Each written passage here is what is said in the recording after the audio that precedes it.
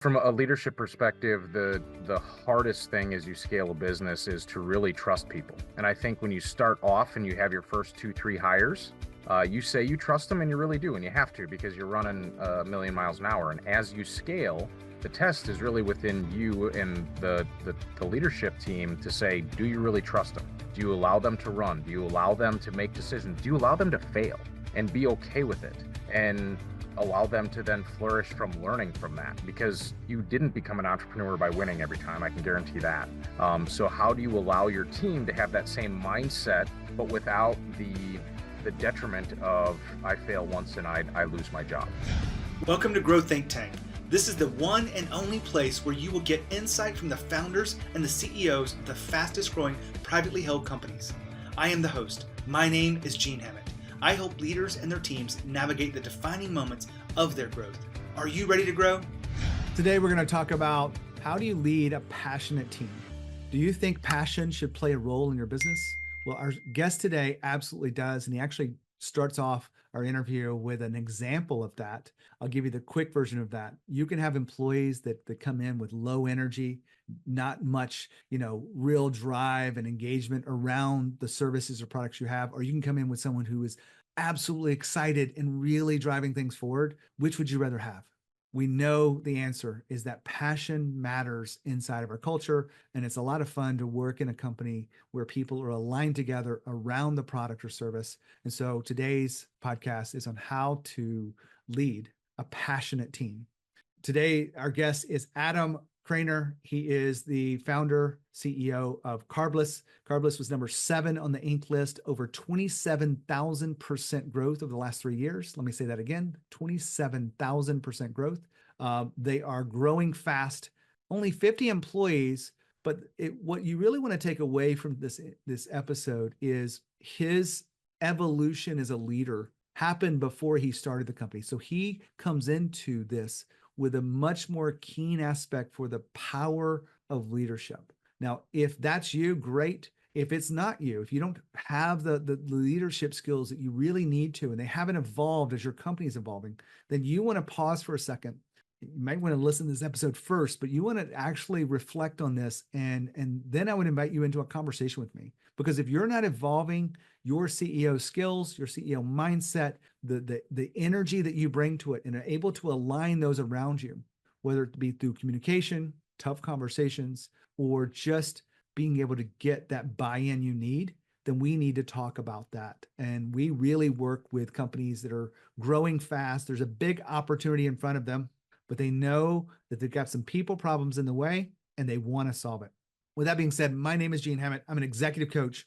We do leadership development inside of companies, and we are a coaching company that helps your managers become leaders, helps your C-suite become aligned, and help you as a CEO really evolve as you grow. Now, if any of that is of interest to you, just send me an email, gene@genehammett.com. We'd love to connect with you. If you want to lurk around the content, fill out the episodes. We get it, but make sure you come back to a place where we can actually have a conversation, because nothing will change unless you're willing to talk about it and willing to truly change yourself. So all that being said, let's jump into the interview with Adam. Adam, how are you? I'm doing great. How about you? I am fantastic. Excited to chat with you today. I've already introduced you to our audience, but I'd love for you to tell us a little bit more about your company, Carbliss.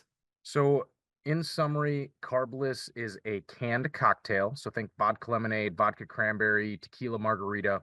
So it's a very flavorful drink. And most people in the seltzer world love the nutrition panel, but they really didn't like the taste of the product. So what we created is a ready-to-drink cocktail with the nutrition panel of a seltzer. So all of our products are no carb, no sugar, 100 calories, gluten-free, but with the full flavor of a bar-crafted cocktail and a lot less carbonation than the competition. That sounds pretty damn good. So honestly, if I poured it to you next to the bar and you were drinking a vodka lemonade, and I said, oh, by the way, this one that I just gave you is no carbs, no sugar, you probably can't tell the difference. So it's you get to have your cake and eat it too with Carbliss. I've been doing some research on the company and your guys' fast growth. It looks like it's seltzer, but is that accurate? Yeah, ultimately seltzer is carbonated water. So Mountain Dew is sugar-filled, yellow number 5 filled seltzer, right? And that's my facetious answer. But ultimately, think back to kind of that beginning description, cocktail in a can, the only thing seltzer like from the elk bev perception would be the nutrition panel. So seltzers, I would call ton of carbonation, not much flavor, and have a good nutrition panel. And Carbliss is the opposite of that. It's got a lot of great flavor, not much carbonation, but maintains that zero carb, zero sugar nutrition panel. One last question on the product, and you may not have a favorite, but what is your favorite flavor? Black raspberry is my financial favorite because it sells the most in every market we go to. Okay. I'll let you get by with that one. We came here not to talk about Carbliss and what we really want to talk about the leadership principles and specifically the culture that really drives the success of your company. If you sum that up into a good sentence, how would you frame that? It's going to sound real dumb, but we treat people like the positively contributing adults that they are. Hopefully the audience is hearing this. We treat people like adults, but that doesn't mean we're babysitting adults. I've had some clients say that before. When you're saying you treat people like adults in your version, what does that really mean in a leadership standpoint? Well, from a leadership perspective, the hardest thing as you scale a business is to really trust people. And I think when you start off and you have your first 2, 3 hires, you say you trust them, and you really do, and you have to because you're running a million miles an hour. And as you scale, the test is really within you and the leadership team to say, do you really trust them? Do you allow them to run? Do you allow them to make decisions? Do you allow them to fail and be okay with it? And allow them to then flourish from learning from that, because you didn't become an entrepreneur by winning every time. I can guarantee that. So how do you allow your team to have that same mindset, but without the detriment of I fail once and I lose my job? Before we cut on the recording, you asked me some really good questions because I've done so many of these interviews. It's near 1,000 of founders that have come on the show, and most of them on the Inc. 5000. You talked about what are the dominating themes behind this, and you just said one of them. You were just talking about I'm drawing a blank on this because the setup was all poor, and I really just fumbled this one for you, Adam. But you were just talking about failure. Yep. Having the freedom to fail. I've been an entrepreneur. I failed spectacularly before. It was all over the news. It was horrible, but it was also the best thing that ever happened to me.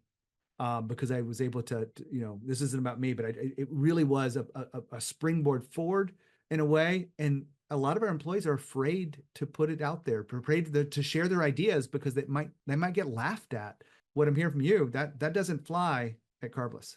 No, I would say the one challenge that we have is that, and I've had to continually train my brain. Let's say you've been working for us for a year and you worked for other companies for 25 years. Although it's still a stepping stone, right? And it's part of that is us understanding that you're used to getting squashed on and kicked, and that we aren't going to get 100% of you today because you're so used to that. So we have to kind of gradually get people, I'll call it acquainted with the Carbliss way, and being okay with saying something, being okay. You have that sign in the back, how to have tough conversations. There's some things that we can't or won't do, but we're not going to tiptoe around it politically. We're just going to say, hey, we can't or won't because X, but that's pretty rare. Even if we have tried something 3 years ago, 3 years later, the market's different, everything's different. We're usually willing to try something. It's almost got to be borderline illegal or financially very detrimental with no upside in order to say no. A lot of the interviews that we've had talked about the importance of failure and getting employees to do this. So I really appreciate the details around that. Another element that came out of our research on Carbliss and your specific style of leadership is the role that passion plays in the culture. How would you describe that? I think the interesting thing is ours is product based, so it does make the passion piece a little bit better, because they have something tangible that they can get excited about. And really, it started as nobody's going to love me like I do, right? Nobody's going to love the product like I do. I created it. So if I were to find somebody who just isn't even in the market for this type of product, I'm probably already de-leveling us, right? If I can find the person who's like, oh my God, this is the best thing ever, I'm going to share it with everybody. And then they have the skill set, and sometimes they don't even have the skill set yet. But if you get that person, I mean, it's the literally the physical version of, do you judge a book by its cover? Everybody tells you not to. You're a lion sack of crap if you say you really don't judge a book by its cover. And so when you think about that, when you think passion, our team wants to share this with everybody. They see them drinking a competitive product. They're like, oh my God, they must not have heard about it. Right. And so you just think of the general, like, oh, well, I'd like to talk to you about Carbliss.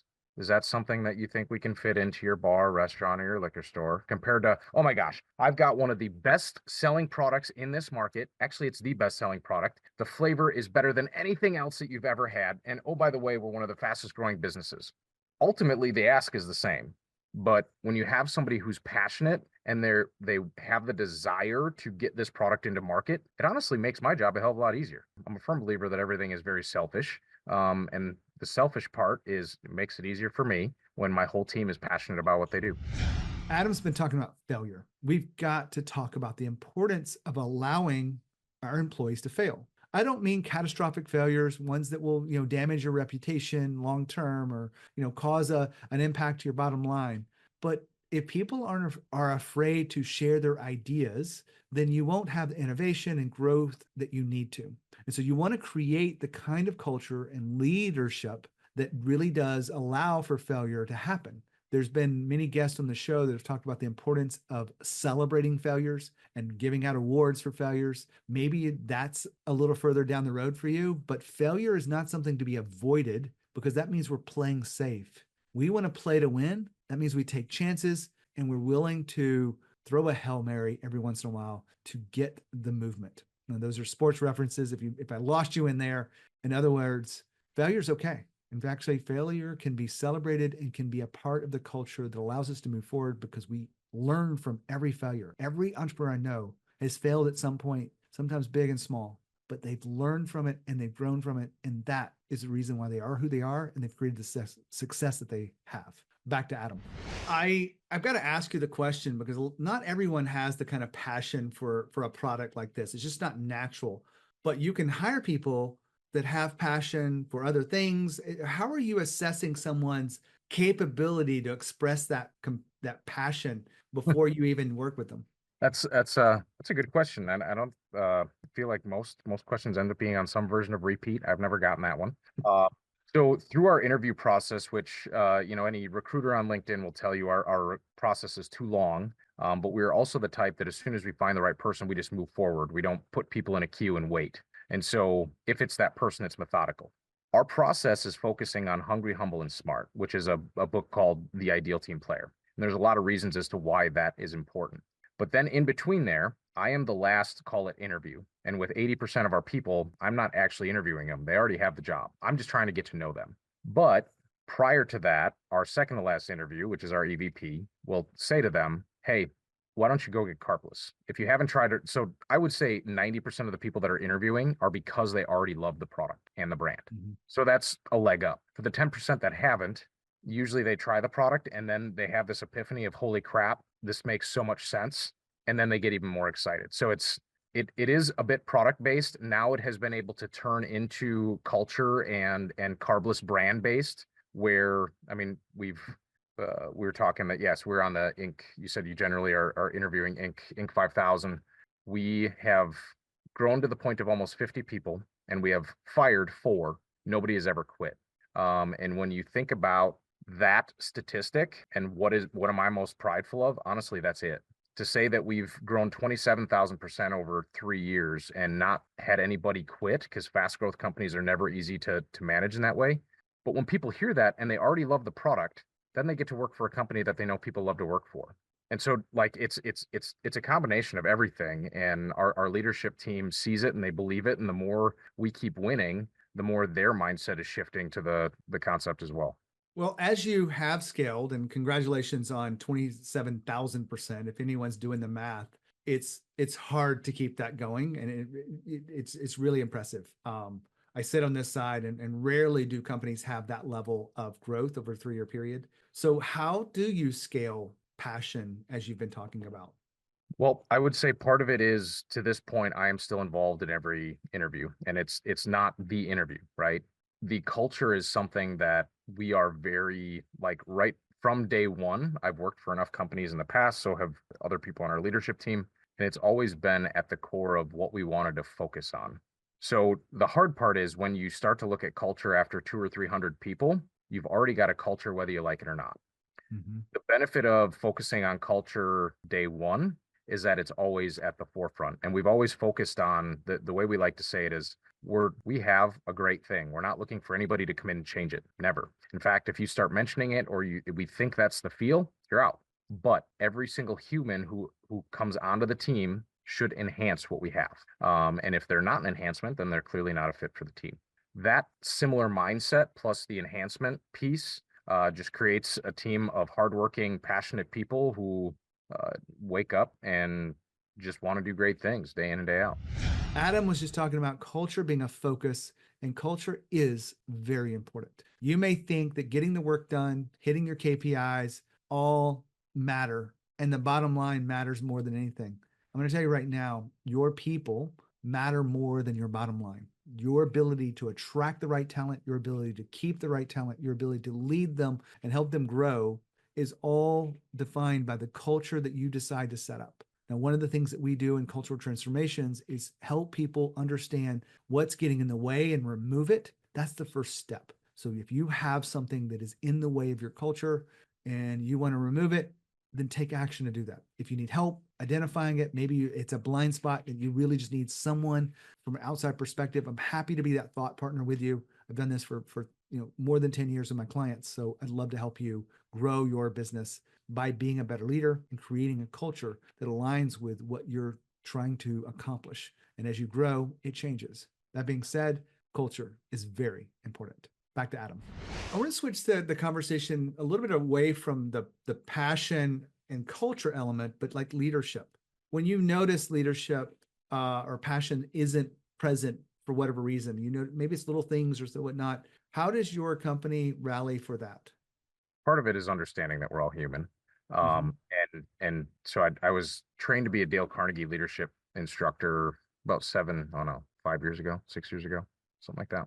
And I remember one of the instructors telling me it's kind of the book by its cover concept, but if your team will never be at a higher level than you are, right? So if you are engaging with people, if I'm at 100%, the best I can expect from my team is 80. And if there's another layer, and if they're at 80, the best I can expect from them is 60. And it's kind of always like the 20% degradation of excitement, which is a version of the telephone game in enthusiasm. So I think for us, it's really just having a good conversation and going back to treating them like an adult. Like, what do most people do if they're having a day? Maybe they just need some time. Maybe they just need to know that the mistake that they made that they're beating themselves up about really isn't that big of a deal. Maybe they need to ideate and they just didn't take the time to ask. Part of it, honestly, the base of it is just, hey, what's up? Seem a little different today. Can you tell me more about that? Let them go. And I think at that point, if you're actually listening and you actually care, the conversation guides itself enough to solve the problem within the next few days. Fantastic. I got to kind of probe in on this Dale Carnegie thing. Did you go there before you started Carbliss, or and you brought those skills? Part of I saw the head nodding for those that are not watching the video. So I'm going to add a little bit different question here. When you went into leadership training through the Dale Carnegie folks, was that to build the skills so that you could eventually launch a company like this? Not at all. So I came back from Iraq in 2008, and I had joined the military in 2005. So the reason I frame that up is right after 2008, came back from Iraq. I was in a sales job, and then economy took a crap, so I went into working as a cheese cutter. I told you I'm from Wisconsin. That's not a joke. That's a real job. I was a cheese cutter. So within about 2 years, I ended up getting promoted to like a line operator, which is running a machine, and then production lead. And so I got promoted, similar to what you were mentioning earlier, because I was good at my job, not because I was a natural born leader, and which is like the worst way to promote people. So anyways, I still remember a time when this guy named Dan, I was a good cheese cutter, right? That's why I got promoted. And I busted my butt. And he kept falling behind. And so I yelled at him and I explained to him that in my yelling that this is super easy. I used to do it. You can do it too, right? And I won for about 20 minutes. And I sat there and watched him. And he did great for 20 minutes. I walked away an hour, I came back, and he's fallen behind again because he didn't have the stamina to keep up at the level that we really should have needed. I'll summarize that with 3-4 years later, I read the book How to Win Friends and Influence People by Dale Carnegie, and that started it. So now part of that was learning your team to where you understand them. So now if I were to go back to that situation and what I know about Dan had a 6-month-old daughter at some point in 2013, 14, because the situation happened later on. And instead of yelling at him and telling him to move faster, it's, hey, Dan, I know you really want to see your kid this weekend. Right now, we're basically on mandatory overtime. If we keep the line full and we do that week after week, there's a really good chance we're going to put out more cheese, and there's an even better chance that you'll have a Saturday to spend time with your daughter. How does that sound? And what can I do to help make sure that you can keep the line full? Ultimately, same situation, two way different outputs, right? I might not have gotten exactly what I wanted, but that second situation, one, gains respect, and two, if he can or can't, he wants to, right? And he's more willing to share with me. And so in 2017, I brought in Dale Carnegie to train. And so 2017, I ended up being the director of manufacturing at that place. And so I brought in Dale Carnegie to train our line operators, which, as I explained earlier, were a bunch of people over the last 30 or 40 years that had been promoted, and 95% of them shouldn't have been. So the Dale Carnegie piece was really, hey, this book, I mean, it literally changed my life. And so let's create some level playing field of what we expect in the manufacturing environment in order to be a good leader. Great story. And hopefully those listening in can see that losing your shit, yelling at him about the cutting and the pace of that. Yes, it can work, but you literally said it short term. 20 minutes was very short term in all of our world. Usually it goes for about a week, but doing it from a different perspective, having those skills to connect with someone for what they find important is what I'm picking up from that, was a better approach. And I would imagine a much more long-term transformation for that relationship. Yeah. That guy actually still to this day, I haven't worked with him for about 8 or 9 years. He'll reach out to me once every 8 or 9 months just to see how I'm doing. And that, I don't think that would have remained had I been in that yelling position for the next 10 years. I've been expressing this to a lot of my clients and anyone who will listen, that, when you take leadership seriously and you actually do help someone grow, and maybe you helped him figure out how to get out of his own way or whatever it may be. We've all grown in small things and big things, but we never forget those people. One of the stories I tell is, and this kind of tells, I was young. I'll frame it that. My first house, I had people that rented from me, and we had different shifts. And one of my roommates said, "Hey, do you know how the cabinets on the doors work in the kitchen?" I'm like, "Yeah, I know how they work." She goes, "Why don't you try using them?" It's humor, and it's such a small thing, but I'll never forget that. And she showed me, yeah, take care of your work area, take care of your house, do the things. Don't just be a slob. Such a small thing, but I think about her and I can tell this story 40 years later. Yeah. Adam, we've been talking about, creating a team with passion and reinforcing that passion and building and scaling your business on passion. Is there anything that we have not touched on that you feel like is important to this conversation? Well, I think just the transparency and having a conversation, because even in that growth, that, beneficial mindset of loving the people that work for you doesn't mean people don't make mistakes, doesn't mean there's not separate sets of expectations, right? Where I expect one thing, they expect another. But I'm going back to your how to have tough conversations in the background. And I would say a big part of it is just being willing to have that conversation and own it. It's so trivial, but so many people politicize and corporatize conversation that there's so much bullshit in between, because people are trying to suss out where it is, right? As the amount of times I've had people go, "Oh, wow, that was straightforward." But guess what? We probably saved 30 minutes of bullshit by me and it doesn't mean I have to be a jerk, right? It's we had a little preamble before. Hey, Gene, I see you're wearing a white shirt every day. I can tell you really love the color white. Based on some of the colors we have in the office, I'd really suggest trying a nice black that really matches the decor. Super stupid example, but hopefully that gives the idea of, you then have the opportunity to go, "Oh, really? I actually thought white, X, Y, and Z." There's a really good chance that we both got our opinion out. Neither of us are offended, and I know exactly why you're doing what you're doing. Yeah. Great example. I really appreciate you being here, Adam, talking about a passionate team and how do you have a passionate team. It really has contributed to the success of your organization. And I'll be blunt and say, that I think it's probably a lot more fun to work with people who are passionate about the product and what you're doing, and not low energy people that you're dragging along in this journey of growth. So my dad does some part-time work for us now that he's retired. And the other day he came in and I just remember him stopping and there was like 4 or 5 marketing supply chain people doing something in a cubicle and they're all giggling and laughing. And he literally shakes his head and he goes, "They have way too much fun. This is awesome." And it like to have somebody like your parent just validate again, if they're having fun and not getting stuff done, that's a whole different story. But when they're having fun and they're executing at the highest levels in the industry, how can you not love that? Thanks for being here, Adam.